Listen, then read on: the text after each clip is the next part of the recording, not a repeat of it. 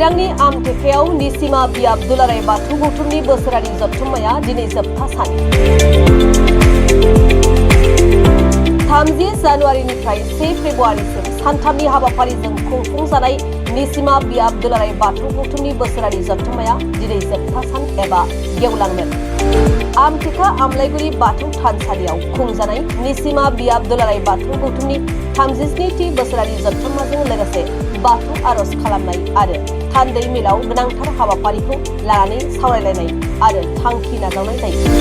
मख'नो गोनांदि निसिमा बियाब दुलाराय बाथौ गौथुमनि बोसोरारि जथुम्माजों लोगोसेयैनो बर' हारिनि दोरोङारि खान्थिफोरखौ दिन्थिफुंनाय जायो। बेनि अनगायैबो हारिनि दोरोङारि खान्थि बर'नि ओंख्रि, ना हमनाय, सि दानाय, इन्दि एम्फौ फिसिनाय आरो लुनाय, हाथासुनि हाबा, दोरोङारि दामजु बायदिफोरखौबो दिन्थिफुंनाय जायो।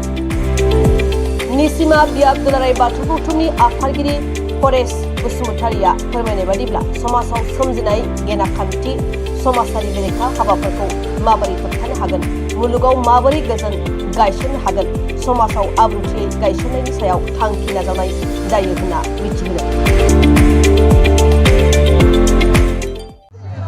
जोङो सानथामनि हाबाफारिजों जों बाहाय गाजा गोमजायै खुंफुंनो आखायाव लादों। माने दिनै जोबथा सान जाफैबाय, जोंहा गेवलां मेल दङ। दा बे सानथामनि हाबाफारियाव जोङो बिसेसकै जेरैहाय बाथौ धोरोमजों लोब्बा थानाय जे माखासे हाबाफारिफोर बेखौ जों बोरैहाय साबना हामना खालामलांनो हायो, जोंनि ट्रेडिसनेलफोरखौ जोङो बोरै फोथांनानै लाखिलांनो हायो, जों बेखौबो देग्लाय मोजाङै दिन्थिफुंनो नाजानाय जादों। दा बेवहाय बर'नि दोरोङारि माखासे आगजुफोर आरो दिनै थांनानै थानायाव बर'आ दिनै मावनाय दांनायनिफ्राय लानानै बिनि हारिमु दामनाय देनाय जोङो मा बाहायो, जोंनि फोथायनायफ्रा मा, जों बोरै मावनानै जायो, मा बाहायो जोंनि संसार जानायाव, दा बेफोर गासै दिन्थिनायफोरखौ जोङो बाहाय दिन्थिनो नाजानाय जादों।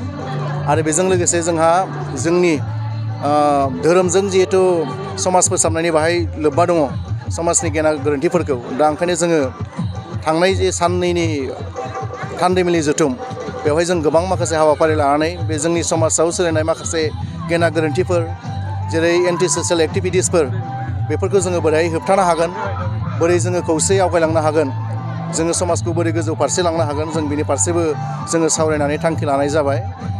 जाहाथे जोङो गासै बे बाथौ धोरोमनि गेजेरजोंनो मुलुगाव जोङो बाथौआरिल' नङाल'सेनो गासै सुबुं माहारिफोरखौ लानानै जों बोरै गोजोनै खामानि मावलांनो हायो, जोङो जौगानो हायो, दा बिनि फारसेबो जोङो सावरायनाय जादों। दा एसे उनाव जोंहा गेवलां मेल जागोन। बे गेवलां मेलाव जोंनि हाबाफारिखौ जोङो गाजा गोमजायै जोङो खुंफुंलांनायाव फैबाय। आरो दा मोनाबिलियाव जोंहा थाखानाय जोंनि दोरोङारि जे खेराइ फोरबो बेखौ दायो खुंफुंनाय जागोन मोनाबिलिनि समाव।